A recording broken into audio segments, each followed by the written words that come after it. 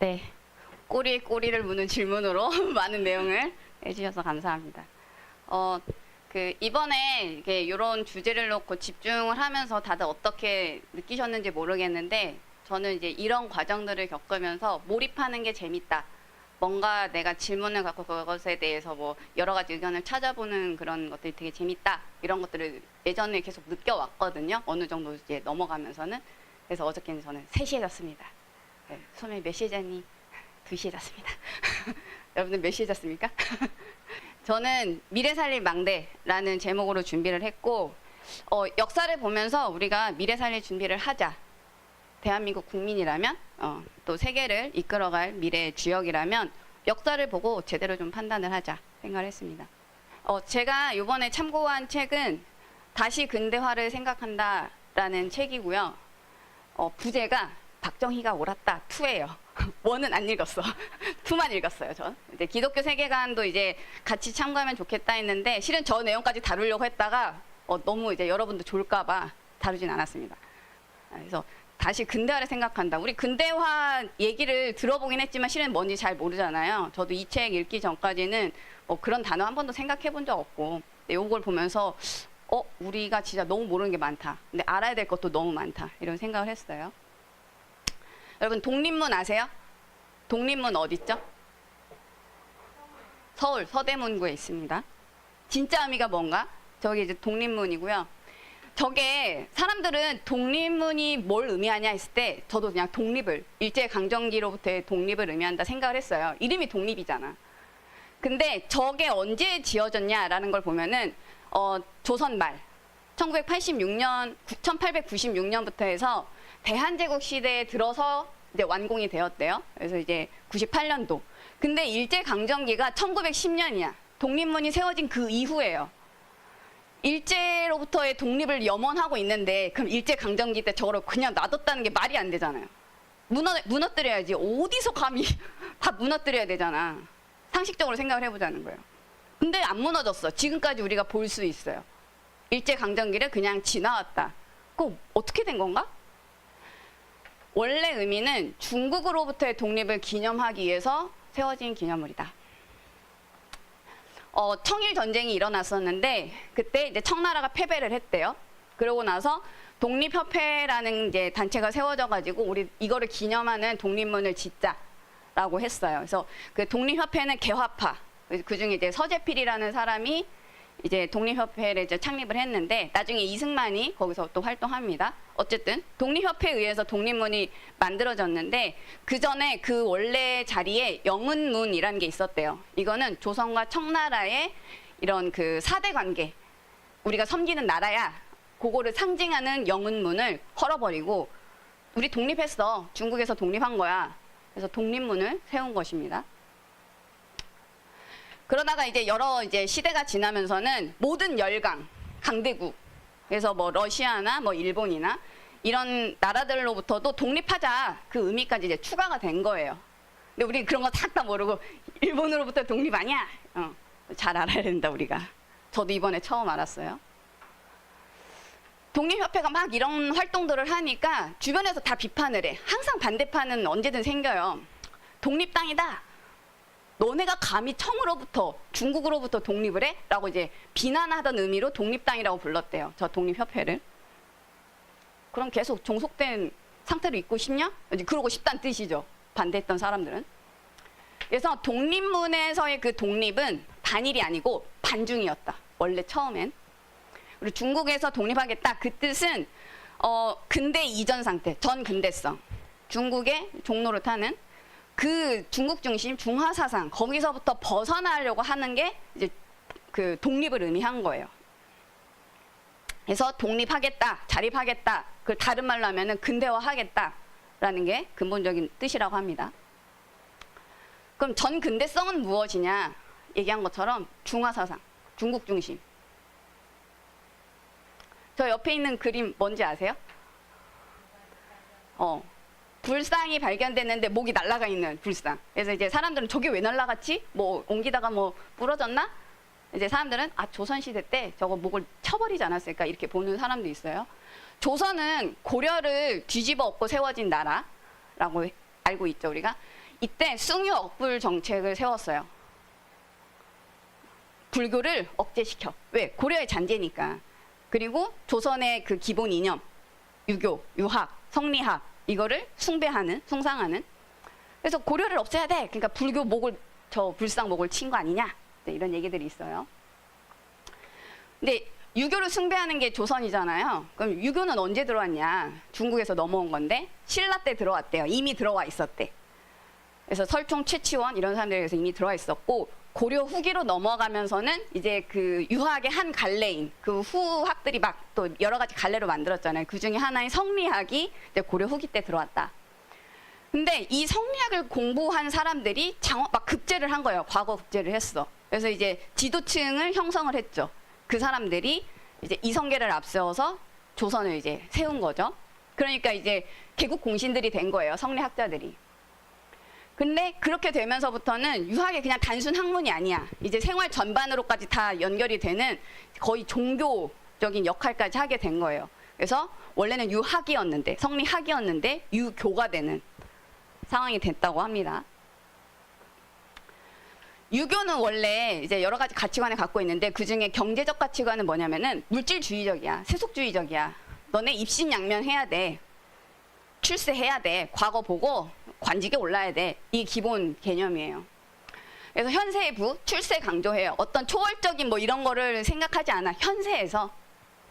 근데 여기서 얘기하는 거는 무조건 정치계로 들어가야 돼요. 관직을 얻어야 돼. 상업이나 공업이나 이런 것들 다 천시했어요. 오히려 막 못하게 막기도 하고 그랬어요.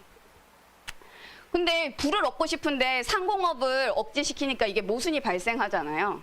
그렇죠? 그러다 보니까 어떻게 되냐면은 정치에 나가서 그 출세를 하려고 하는 거야. 그래서 내가 힘들게 관직에 이제 급제를 해서 관직을 얻었어. 그럼 이제 그때부터 부패가 되기 시작하는 거예요. 근데 힘들게 여기까지 왔는데. 그래서 가렴주구가 일상화되는, 제도화되는. 그래서 그때 엄청나게 말도 안 되는 상황들이 벌쳐졌다고 해요. 그리고 모든 다른 직업은 다 천시되고. 제가 이번에 알게 된 또 재미있는 난장판이라는 단어 혹시 알죠? 이게 어디서 시작이 되었냐? 과거 시험장에 들어가면은 만약에 제가 시험을 보러 가요. 근데 혼자 가면은 여기서 급제를 할 수 없어. 나를 이제 백업을 해줄 사람들이 한 4-5명이 같이 팀으로 들어가는 거예요. 그래서 한 10,000명 정도가 응시를 했는데 답안지는 한 3,000개 정도 나오는. 그러니까 나머지는 뭐냐면은 이제 자리 잡고 이제 뭐 미리 준비해온 거 막 전략 짜주고 옆에서 대리 작성도 해주고. 그래서 당선되는 건 이제 과거 급제가 되는 건 이제 주인 아들이겠지. 그러니까 난장판이 벌어지는 거예요. 그래서 그걸 난장판이라고 한 게 이제 지금 우리가 쓰는 용어가 됐는데 그때 대리 시험이 막 난무했다. 부패 가렴주고 제도가 되었다. 근데 이제 제가 아까 다시 근대화를 생각하는 그 책에서 얘기하는 게 서구에서는 개신교 기반으로 이제 프로테스탄트 윤리 이런 것들을 기반으로 해서 상공업이 막 활성화되고 막 이러는데 이 종교적 차원에서도 이런 직업 활동, 다양한 직업들을 막 장려를 했단 말이에요. 프로테스탄트들이 막 일어나가지고. 근데 그렇게 해서 이제 부를 획득하는 거를 장려했어. 칼뱅이 직업 소명서 이런 걸 통해서 막 장려했는데 우리나라는 완전히 반대로 가는 거죠. 다른 직업은 없어. 무조건 관직에 올라야 돼. 그러면은 부는 네가 알아서 얻어가. 이제 이런 생각들이 그냥 다 만연했다라는 거죠. 우리나라 수준이 그랬다. 조선은 중국 중심의 세계관을 갖고 있었어요. 그래서 아까는 방금 전에는 경제적 가치관인데 이제 정치적 가치관을 본다면은 중국의 종이야, 종. 조선의 국가 이념이 성리학이라고 아까 얘기했는데 이 성리학의 기본 개념은 주인을 공격하지 않아. 어디서 감히. 자식이 부모를 공격하지 않아. 신하가 자기 군주를 공격하지 않아. 명나라의 제후국을 자처했어요, 이성계가. 그래서 나라를 딱 세우고 난 다음에 한 이름 2가지를 보내. 명나라에 보내. 이 둘 중에 이름 하나 선택해 주세요. 선택된 게 조선이에요. 그래서 우리가 조선이 되었어. 우리 그때 나라가. 자, 이름을 붙였다라는 말은 부모 자식 관계가 성립이 되었다라는 뜻이에요. 그래서 부자 관계, 군신 관계. 그러면은 우리가 자녀고 또 신하고 하니까 뭐야? 중국의 호혜를 받아야 돼. 은혜를 받아야 돼 우리가. 복지 대상자야 우리나라 자체가. 중국 중심의 이런 세계관에 우리가 그냥 쩔어 있었다. 그러니까 사대주의를 할 수밖에 없죠. 그리고 이제 작은 중국, 여기서는 이제 소중화, 소중한 게 아니야. 작은 중국이 되려는 소중화를 꿈꿨던 게 우리나라였어요. 그 조선이었어요. 그렇기 때문에 아예 독립이라는 것 자체를 생각하지 않아. 그래서 아까 독립문, 독립당 막 비난하고 그랬잖아요. 독립이라는 말이 없는데 어디서 감히 독립을 해? 그런 사상이 그때까지 있었다라는 거죠. 조선은 망할 수밖에 없었습니다, 여러분. 잘 봐야 돼. 명나라가 폐쇄적 정책을 했어요. 근데 우리나라, 조선이 그대로 따라서 했어요. 명이 어떤 정책을 썼냐면은 바닷길을 금지했어. 해금 정책을 썼어요. 무역을 해야 되는데 바닷길을 못 가게 막아버렸어. 쇄국 정책을 썼고, 농업사회, 농업이 최고야. 농업만 해. 근데 중국은 땅이라도 넓잖아. 자기네들끼리 해도 상관없잖아. 근데 우리나라는 땅도 좁고 또 우리는 산간지역이 많으니까 농경지대가 적단 말이에요. 그러니까 당연히 망할 수밖에 없지 우리나라가. 가난할 수밖에 없는. 그래서 농업사회를 꿈꾸면서 이런 교역이나 상공업을 억제했죠. 우리나라도, 조선도. 근데 신라 고려 때는 오히려 활발하게 교역을 했단 말이에요. 역행하는 지금 방향으로 가고 있었다. 세계화, 상공업 이거를 다 거부하는 상황이었다. 로마를 보면은 길을 냈어요. 그래서 교육의 중심지가 되었고, 미국 같은 경우는 양쪽에 양을 갖고 있었어. 대서양, 태평양. 그러니까 그 바다 지역의 어떤 그 지배력을 확보한 거죠. 일본은 메이지 유신에 성공해서 근대화가 됐단 말이에요. 그리고 서구의 이런 전례들을 따라 했어. 해양을 장악해야 우리나라가 살 수 있구나. 일본이 생각한 거죠. 그런데 우리나라는 반대로 갔어. 울타리를 쳤어. 길을 내도 모자랄 판에 울타리를 쳐버렸어. 죽을 수밖에 없다. 실패할 수밖에 없다. 두 번째는 국민 수준이 참 떨어졌다. 서점이 없었대요. 깜짝 놀랐어. 조선시대에 서점이 없었대. 일본은 에도막부 시대에 이미 독서 강국이었다고 해요. 그냥 독서 열풍이 막 불었어. 전국에 서점이 1000여 개 이상 있었다. 그래서 이제 68년도에 메이지 유신이 했는데 그래서 근대화가 가능한 거죠. 이미 국민들이 이런 우리가 좀 생각을 트여야 돼. 이런 뭐 부를 창출해야 돼. 이런 것들이 생각이 되어 있으니까 근대화가 가능했죠. 우리나라는 항상 책이 부족했다. 뭐라고 나오냐면은 정부가 책의 공급을 독점했대요. 우리나라 따지면 우리가 이제 이런 책 못 사. 우리 지금 여기 주변에 책이 많은데 이렇게 못 사. 나라에서 일정량만 주면은 그것만 살 수 있어. 그나마 있던 것도 주작 도서였대요. 그것도 많지도 않았어. 이런 학문을 좋아했던 세종도 이렇게 얘기했대. 책은 사고 파는 게 아니야. 어디 감히 백성들끼리 사고 팔아. 중요한 건데 국가에서 해야 돼. 이제 이런 생각을 갖고 있었고. 서적이 공급이 안 되고 있으니까 당연히 서점은 필요 없죠. 당연히 발전될 수 없었다. 인쇄, 출판, 유통 이게 부재했대요. 그냥 아예 없었어. 그 당시에. 그래서 정약용, 다산 정약용이 되게 유배 가가지고 막 엄청나게 실학 서적을 많이 썼는데 그 당시 조선에 아무 영향을 미칠 수가 없었다. 아무리 트여있는 사람이 써도 쓸모가 없는 거야. 쓸 수가 없어. 오히려 그 책이 일제강점기 이후에 인쇄된 거야, 처음. 그래서 전 근대성에서 빨리 빠져나와서 근대화로 가야 된다라고 이제 생각한 사람들이 나타나기 시작을 한 거죠. 첫 번째 도전은 뭐냐면 독립이에요. 독립. 일단 독립을 해야지. 건국입니다. 일제강점기는 35년이야. 그런데 중국 강점기는 500년. 조선왕조 500년? 500년. 애굽에 400년 노예되었던 이스라엘. 빠져나올 때 그냥 안 나와요. 10가지 재앙. 기적이자 재앙인 10가지가 막 터치고 홍해 사건이 막 해야지 우리 가야 되나 보다. 그 정도 충격은 필요해요. 사람이 쉽게 안 바뀌어요. 이 사상, 생각이 바뀐다 쉽게 안 바뀌어. 거의 죽을 뻔한 그런 큰 충격이 있어야 조금 바뀔 똥 말똥이야. 웬만한 평범한 사건으로는 절대 안 바뀌어요. 그래서 제가 이걸 보면서 아, 우리나라, 하나님이 우리나라 그다도 사랑했나 보다. 중국에서 벗어나기 위해서 좀 힘들긴 했지만 많은 희생도 있었지만 그 정도로 우리나라의 그 중국 뿌리가 엄청나게 깊게 있었구나. 그 정도 아니면 절대 지금도 못 빠져나와서 다시 돌아가자 하는 마당인데. 그래서 전근대성 탈피를 위한 첫 번째 단계는 건국이다. 그걸 생각한 사람이 이제 이승만이에요. 이승만이 원래는 과거제를 보려고 했어. 아까 그 난장판 그런 거 하면서 이제 과거를 봤었어야 되는데 갑자기 폐지가 됐어요. 가보경장 뭐 이러면서 막 갑자기 폐지가 됐어. 내가 출세할 길이 딱 막혀버렸네. 완전 좌절, 절망. 내가 19년을 이렇게 살아왔는데 절망. 그랬는데 그러면은 내가 여기서 그냥 주저앉을 것이냐. 아니다. 신문물을 학습하자. 선택을 하게 됩니다. 그래서 20살 때 그 다음 해에 배제학당에 입학을 해요. 배제학당은 아펜젤러 선교사님이 들어와서 세운 학교죠. 여기 들어갑니다. 신앙심이 있었던 게 아니야. 그냥 새로운 문물을 배운다로 생각하고 들어간 거예요. 그리고 21살 때는 그 아까 독립협회 세운 서재필 있죠. 그 특강을 듣고 이제 그 독립협회에 자기가 가입을 해서 활동하게 됩니다. 같이. 그 안에서 협성회 회보라는 거를 발간을 해요. 이때 여기서 이제 이승만이 1인 3역을 해요. 대표면서 주필이면서 기자. 책에서 뭐라냐. 우리나라의 첫 기자였다. 이승만이. 소식을 전하는 자였어. 대언자야. 중국으로부터의 독립을 강조하는 독립문을 세웠죠. 독립협회가. 그러면서도 이제 신문을 통해서는 이제 우리 그냥 일반 국민들한테, 백성들한테 서구 이런 문물들을 우리 수용해서 빨리 생각 트여야 돼. 양쪽에서 이렇게 역할을 한 거죠. 그래서 근대 국민을 준비하고 있었다. 독립협회에서.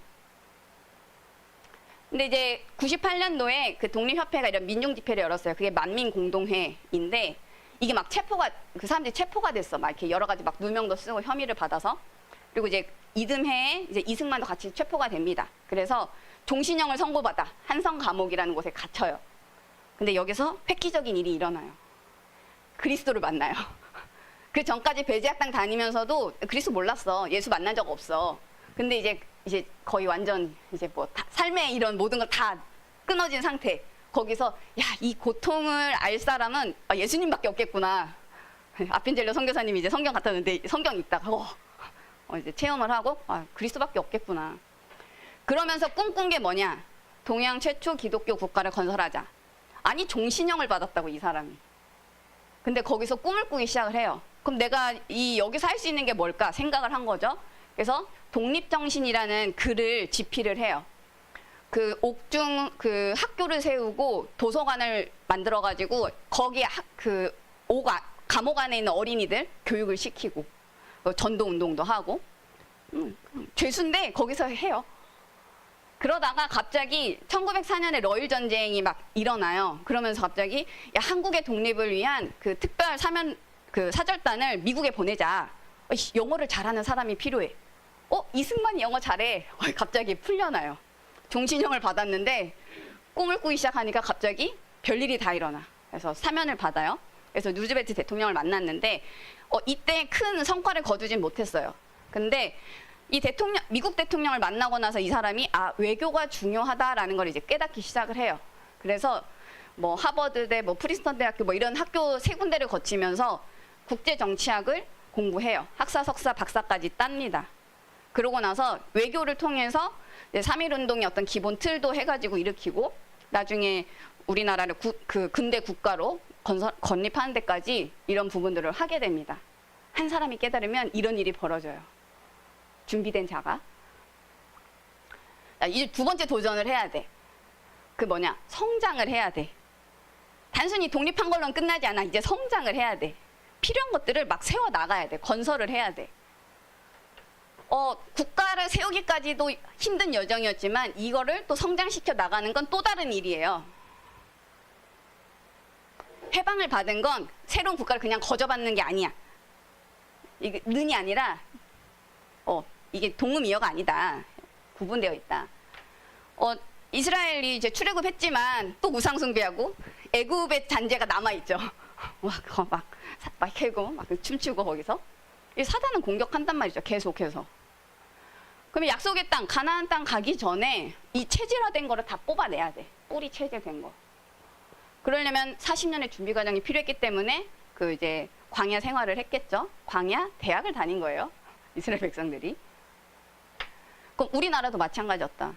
중국에서 벗어나긴 했지만 그 생각에서 벗어나긴 했지만 일본의 어떤 그런 것을 벗어났지만 아직도 남아있는 거죠. 전 근대성이 그 국민들 머릿속에 있는 거죠. 아직 체질이 남아있지. 민족주의 사상이 아직 남아있어. 또 공산주의 사상까지 들어왔어. 망할 수밖에 없는 그런 공격이 계속 들어와요. 그래서 새로운 근대 국가, 근대 국민으로서의 그릇을 준비하는 시간이 필요했다. 성장해야 돼요. 그걸 이제 여기서는 건설이라는 말을 표현해요. 세워가야 된다. 왕정 국가와 이제 근대 국가를 좀 비교를 한다면은 왕정 국가에서는 그 백성들이 돌봄의 대상이에요. 그냥 왕조가 자기네 왕정을 유지를 하면서 그래 우리 백성들 그래 이렇게 먹여 살리고 왕권 유지하고 막 외세우면은 우리 이걸 지키기 위해서 밑에서 치고 올라오는 거 막 막고 이제 이런 수준인데 근대 국가는 다르다는 거죠. 국민들이 일어나야 돼. 그래야 이 국가가 유지가 될 수 있어. 그래서 그러기 위해서는 생존하려면 국방력이 필요해요. 힘이 필요해요. 그리고 번영을 해야 돼. 경제력이 뒷받침되어야 돼. 이 두 가지가 필요해. 그래서 국민들이 일어나야 돼. 국민들의 생각이 바뀌어야 돼. 안보를 해야죠. 외세가 침입을 하지 않으려면은 우리가 가서 치라는 얘기 아니라 그걸 막을 힘은 있어야 될 거 아니야. 적어도. 우리가 막는 힘보다 더 큰 힘을 갖고 있으면은 공격을 아예 하지도 못해요. 평화를 유지하는 방법은 힘을 키우는 거예요. 함부로 공격을 못 하도록. 근데 그게 가능하려면은 경제력은 있어야 돼. 막 못 먹고 사는데 어떻게 힘을 키우겠어요. 멋을 어떻게 키워. 먹어야지.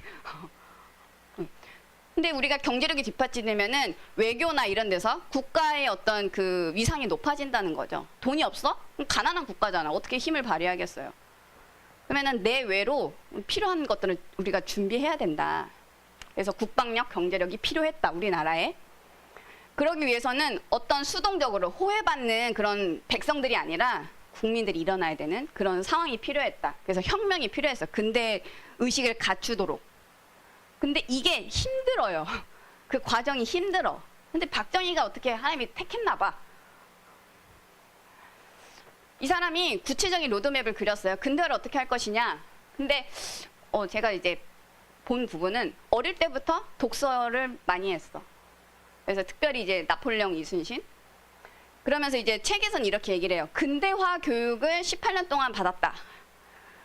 아, 이거 보고 딱 충격 먹은 게 우물 안에 있는 개구리가 어떻게 우물 밖을 상상을 하고 발전시킬 수 있겠어요. 맨날 초가집 사는 사람이 어떻게 시멘트 집을 지을 생각을 하겠냐고. 그러면 세종이 그렇게 똑똑한데 왜 시멘트 집을 지을 생각을 못 했냐고. 스마트폰 만들 생각 왜 못 했냐고. 못 봤다고. 그런 시대를 못 봤다고. 그럼 본 사람은 꿈꿀 수 있죠. 그거를 우리나라에서도 해보자. 저쪽 지역에서 하니까 우리도 지역에서도 해보자. 저 집에서 하니까 우리 집에서도 해보자. 생각을 할 수 있다고. 생각을 하면 이제 도전할 수 있겠죠. 그 근대식 교육을 받은 거예요. 그래서 구미 공립보통학교, 대구사범, 만주국, 그리고 일본 육군 상한학교 이런 데 했는데 이제 이걸 가지고 비판을 하는 사람들 있죠. 일제교육을 받으러 막 열심히 했다. 그럼 못 보면 못 하잖아. 봐야 하잖아. 근데 그 당시는 우리나라가 없으니까 그 우리나라 전체 그 전 인구의 국민들의 그 국적이 어디예요? 일본이에요, 일본. 나라가 망했는데 국적이 어딨어? 일본 국적이지. 일본의 속국이 됐는데. 그럼 어디 가야 돼? 그럼 서당 가요? 서당 가면은 뭐 많이 배워? 일본이 세운 학교를 가는 게 오히려 그 인재들은 배울 수 있는 기회였다라는 거죠. 그래서 오히려 이제 거기를 간 덕분에 만주국을 가서 거기서 또 다른 세계를 보고 또 일본 육사를 들어가서 또 다른 세계를 보고 아, 봤구나. 발전되어 가고 있는 그런 것들을 봤구나. 청사진을 미리 보는 기회를 얻은 거죠.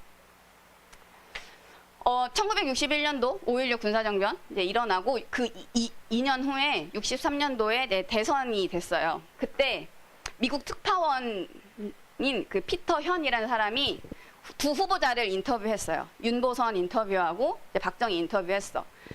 뭐라고 했냐? 윤보선을 인터뷰하고 나 정말 실망했다. 그래서 당선되면 어떤 정책 할 거예요? 윤보선 씨 이렇게 물어보니까 일단 당선되는 게 중요합니다. 당선되고 나면 그때 생각할게요. 미국 가서 동량을 해서라도 내가 어떻게든 먹여 살릴게요. 대책이 없어. 그냥 당선되면 그때 생각하겠대.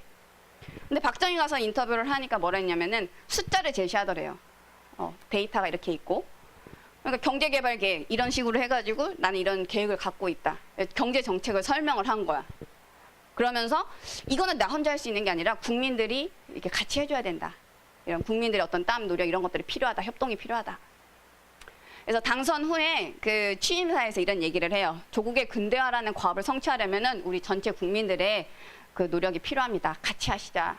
같이 하시죠. 이렇게 취임사를 했다고 합니다.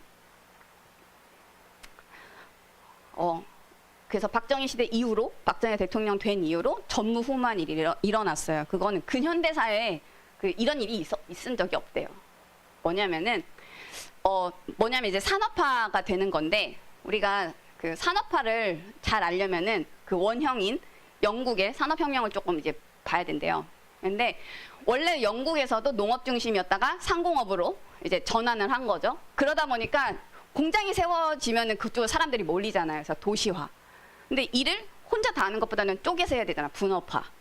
그러니까 대량 생산, 그러니까 대량 소비가 가능해졌어. 물질이 막 풍요로운 상태가 되었어요. 근데 이걸 하려면 똑똑해야 되는구나. 교육을 받아야 되는구나. 사람들 생각이 바뀐 거예요. 예전에는 농업은 농사하는데 무슨 교육이 필요해. 그냥 열심히 아침부터 저녁까지 그냥 하면 되지. 근데 이걸 잘하려면은 관리자가 돼야 되고 머리가 좋아야 되는구나. 교육의 중요성을 인식하기 시작하면서 사람들이 배우기 시작을 해요. 국민 소양이 증진이 되고 그러면서 시민권이 이거다 의식이 생기기 시작한 거예요. 그러면서 사회 전반에 근대화가 실현이 됐던 게 영국의 산업혁명.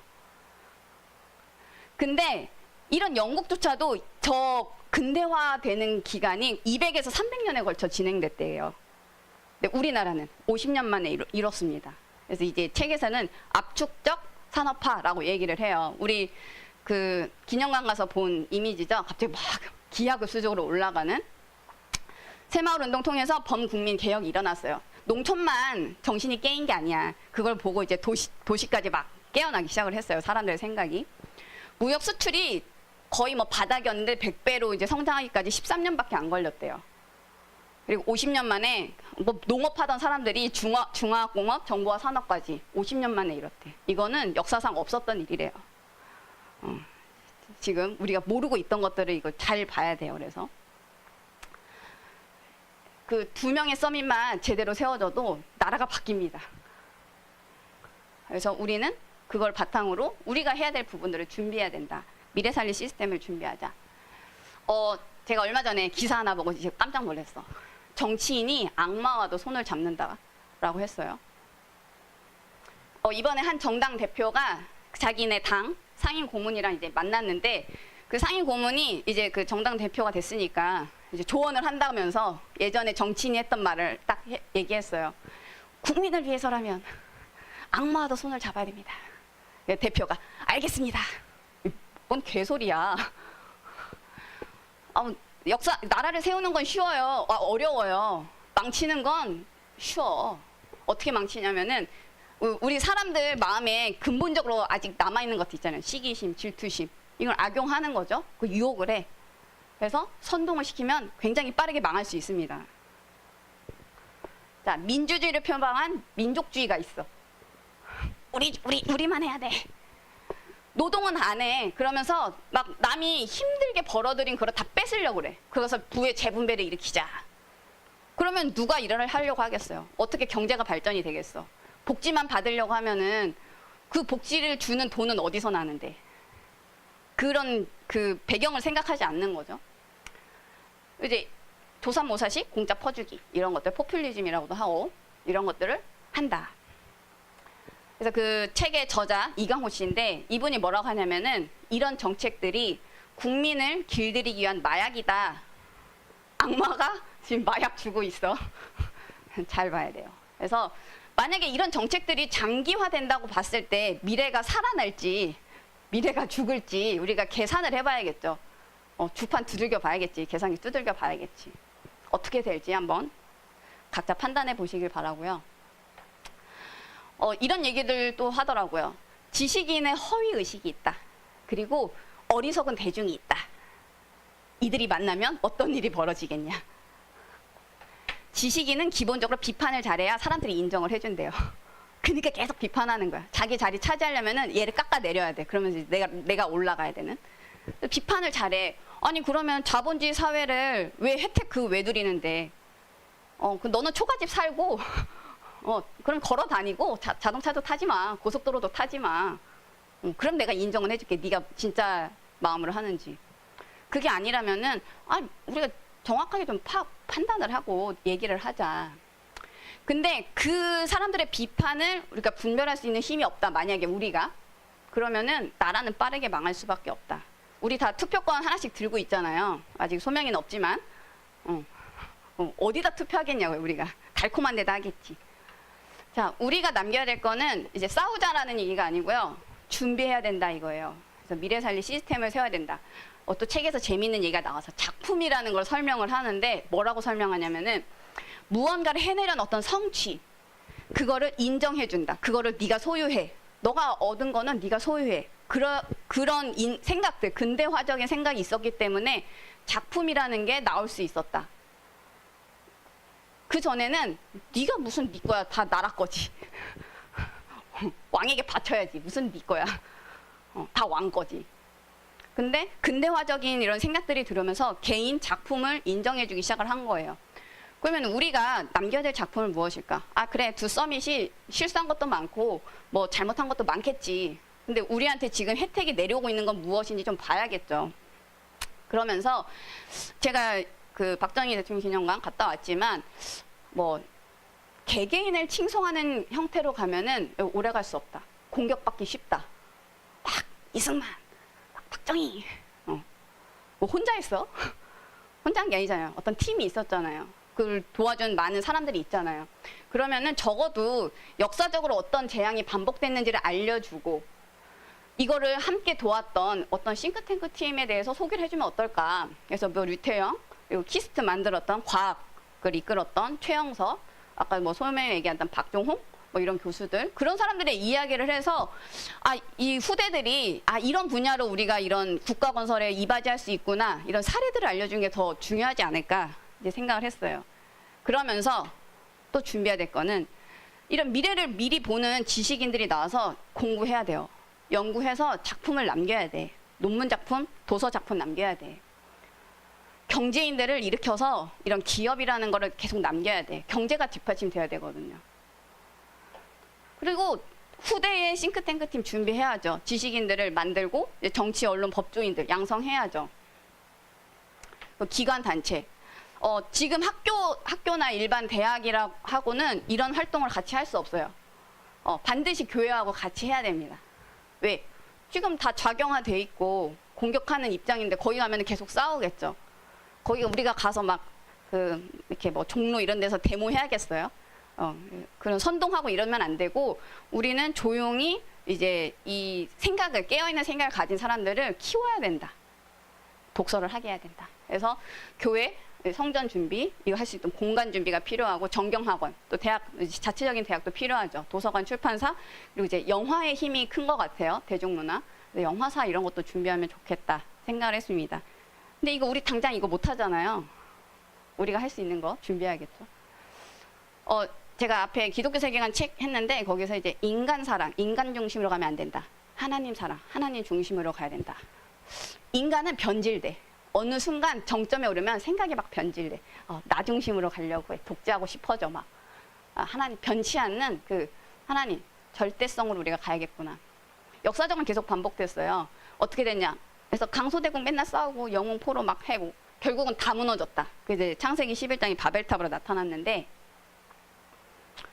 그 우리 에베소서 6장 12절 보면은 이 정사와 건세 이거 이제 그 뒤에 악의 세력들이 주관하고 있다. 이건 영적 싸움이에요. 우리 국가를 놓고 좀 기도를 해야 돼. 정치, 경제 이런 전체 산업 분야 놓고 기도해야 돼요. 그 안에서 우리가 살아가고 있기 때문에 기도해야 된다.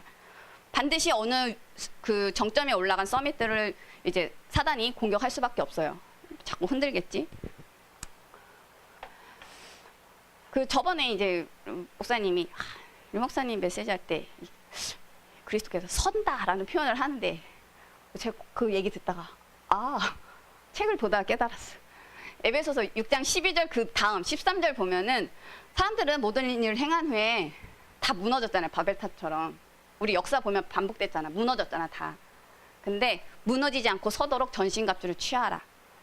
그리고 이사야 40장 8절 요번에 이제 저희 새벽 예배할 때 이제 저게 나왔는데 인간은 꽃이나 풀처럼 시들어. 언젠간 다 죽어서 사라져. 근데 여호와의 말씀만 영원히 서리라. 서는구나. 다 바벨탑처럼 무너지는데 여호와의 말씀만 서는구나. 그래서 뭐 앞에 영세전 그 이제 창조주도 있지만 부활주로 서신 그리고 이제 재림주로 서실 다 서셨구나. 죽고 끝나지 않았구나. 그리스도께서 다 부활하시고 또 재림주로 서셨고 또 심판주로 오셔서 우리를 또 이렇게 그게 트리니티. 그래서 모든 역사가 하나님의 손에 있다. 이게 절대 주권이죠. 상대 주권 아니고 절대 주권. 그래서 이사야 14장 24절 보면은 하나님의 생각을 반드시 성취한다. 라고 나와 있어요. 그러면서 이제 막 아수르나 뭐 바벨론 무너져 내리는 그런 얘기들을 하는데 강대국은 다 멸망을 했어요. 복음 놓친 자들은 다 멸망을 했어. 근데 하나님이 렘넌트를 남겨서 복음 가진 자를 통해서 시대는 계속 이제 그 회복시켰어요. 언약을. 그래서 저 히스토리 H 대문자로 썼죠. 하나님의 역사를 보면서 우리가 그리스도 언약 붙잡고 우리가 필요한 시대를 살리고 미래를 살릴 망대로 서야 된다. 미리 봐야 돼요. 그래서 우리가 세계 이런 것들도 우리가 다 필요한 것들 준비해야 돼요. 그래서 우리 수준에서 필요한 독서를 좀 하시고 오늘 발표했던 것들은 기회가 된다면 교회에서도 하세요. 그럼 공격을 받을 수 있겠죠? 누가 공격하는지 잘 확인을 하시고 어떻게 더 지혜롭게 할까 연구를 하세요. 우리는 싸우면 안 되고 이 사람들이 생각을 바꾸고 세계관을 바꿀 수 있도록 독서 포럼을 해야 돼요. 책을 읽어야 돼. 그러려면 우리가 책을 보고 이해할 수 있는 그 분별력을 키워서 우리가 정치권은 못 나가도 올바른 사람에게 투표를 해야겠죠. 이 시대에 우리나라를 위해 필요한 사람들의 어떤 정책을 보고 분별할 수 있는 투표권을 잘 행사하면 좋겠다. 그래서 독서를 하고요. 300% 준비하세요. 이 300% 어떻게 준비해요? 독서해. 모르겠으면 다시 독서해. 네 현장에 필요한 거 독서해. 소통이 안 돼? 그럼 소통과 관련된 책을 읽으세요. 우리 집 가난해? 나 무능력해? 그럼 그거와 관련된 책을 읽으세요. 그래서 책에서 얘기하는 거를 여러분 삶에서 실천을 해보세요. 그런 것들이 계속 반복이 돼서 서밋에 도전을 해야 됩니다. 그래서 우리가 오늘은 이제 첫 번째 이런 시간을 가졌는데 여러분들이 그 서밋으로 미래 살리 서밋으로 준비될 수 있도록 함께 계속 이런 자리를 마련하면 좋겠습니다. 감사합니다.